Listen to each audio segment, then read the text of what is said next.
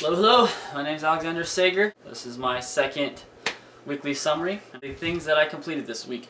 So I went through and created my team, which consists of Suleiman, Tom, Mason, and myself.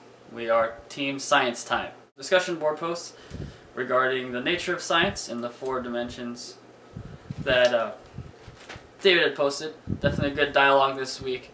I didn't take too much time per discussion per se, but going back every day, and everybody gets on and posts at different times, so it's hard to say how many minutes or hours I actually spent doing that, but definitely checking it every day, trying to respond as best as I can to my posts as well as to other students' posts. Electric simulations, that was a fun one.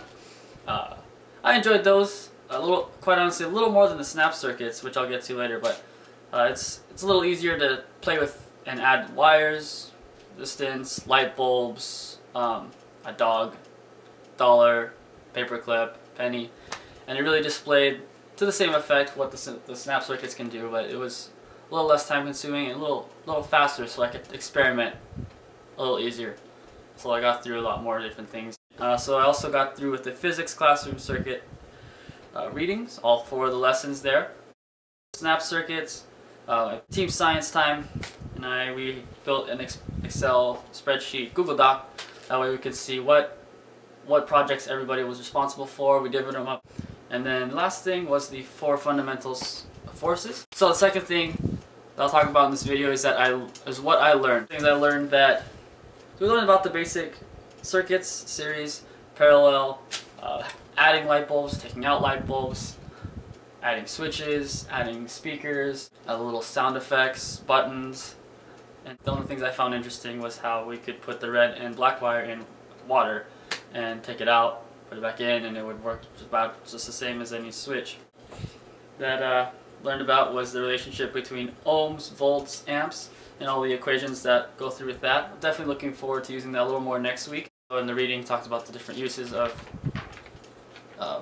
circuits. They're everywhere, especially in today's world. Alright, so the third thing I'll talk about, how long it took, questions and what I'm looking forward to next week, which is combine that little section into one.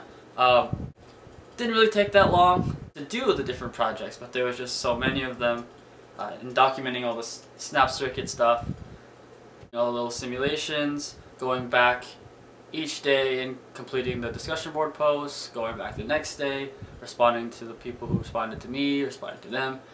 Can't say how many hours I put into it, but I definitely checked it every day, and I think that counts for something.